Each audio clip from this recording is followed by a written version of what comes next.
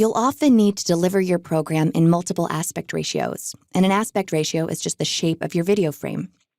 That's because you should always try to cater to the optimal aspect ratio that your audience will be viewing at. And with so many people watching video vertically on mobile devices, it's important that you take this into account. So sometimes you'll need to have a standard 16:9 landscape version for general screening, as well as vertical and square versions for social media. The trick is, this involves more than simply cutting in on the center portion of your frame. Doing so will definitely result in losing important visual information. Instead, you need to be deliberate about it and show the most important parts of the frame at all times.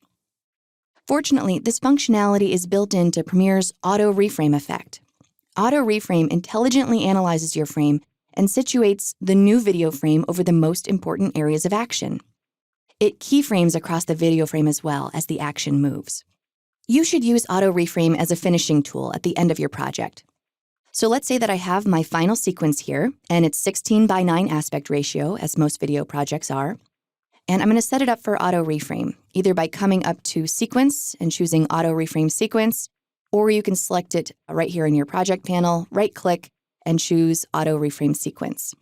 The Auto Reframe Sequence dialog box pops up, and here you can rename it if you want, and then here is where you choose the new aspect ratio that you want to change it to. There are some presets, and then you can also create your own if you want.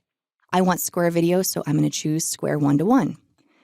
You can also apply a motion preset. This tells Premiere how much motion is in your footage, so it knows how to keyframe the effect. Slower motion is good if there is very little camera motion, like a basic talking head interview. This results in very few keyframes. You should pick default for most content. It does a good job of following the action, but it can lose track of fast-moving objects. And then there's faster motion, and this is best when there's a lot of motion in your footage and you need to follow the action from shot to shot. So something like a basketball game would be an example of when this would be a good option. Of course, some projects contain a mix of faster and slower motion, so you'll need to use your judgment for what most of the footage is. I'll choose default. You should also pick whether you want to nest the sequence or not, and it explains this pretty well here. If you don't nest, then any existing motion effect keyframes that you have on your clips will be removed. If you do nest, then you get to keep your motion keyframes, but you lose your transitions. So this is something to consider based on what you know about your source sequence. If you have a lot of original motion keyframing, you'll probably choose to nest your clips. For me, I'm going to choose not to nest. I don't have a whole lot of motion keyframes already applied, so it'll be okay. So I'll say create. All right, and you can see that a new sequence was created, and I have a new aspect ratio, a new square aspect ratio, and it has this analyzing banner. This is the Auto Reframe effect, analyzing every frame of video in my sequence and performing that intelligent reframing that I talked about. As the analysis happens, you can continue working. Now, I want to show you what's happened under the hood. On every clip, the Auto Reframe effect has been applied. So if I select the clip and come up to Effect Controls, and I come down to the bottom here, you can see that here's my Auto Reframe effect. However, most of the resulting action is up in your motion parameters, okay? So in your built-in motion effects, you can see that a couple of keyframes have been applied, which have repositioned the main action within this clip. You can edit these keyframes, of course, if you need to. And once the analysis is done, you need to go through your sequence to make sure that it did a good job on every clip. So let's see. Yep, my analyzing banner is gone, so it is finished. And I'm just going to go through here and see how it did. All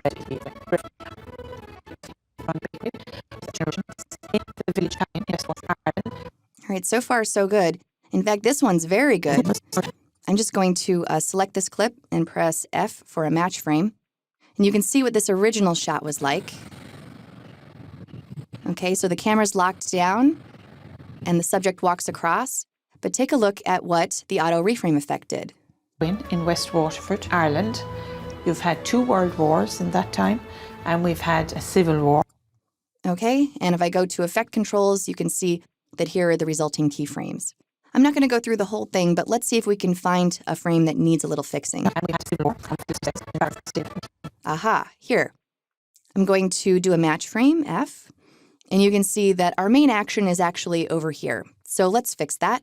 I'm going to just select Effect Controls, and I'm going to blow away all these keyframes. And I can either do this from the Effect Controls panel, so I can bring my position over like so, or you can also just double-click right here in your project panel and move over like so. Okay, and in general, though, I think it's done a really nice job of including and tracking my main action. Also, just one last thing. I want to point out that because our keyframes have been injected into our motion parameters, specifically position, if I come down to the Auto Reframe effect, notice that the FX icon is grayed out. So you can't turn that on and off like you can most effects. However, there is this Analyze button. So if you need to blow away the keyframes and reanalyze a shot, you can. So actually, let's go back to the shot right here that we fixed. I'm just going to take away the keyframes that I manually applied. And let's reanalyze the shot and see if it picks up on Joe over there putting up the tent. I'll analyze. All right, and you can see that it found Joe. It reframed the frame appropriately. And here are my new keyframes. All right, so sometimes a targeted analysis will do a little bit better job than a blanket analysis. All right, so that's the Auto Reframe effect. Definitely a useful tool, especially in today's world of many different aspect ratios for many different platforms.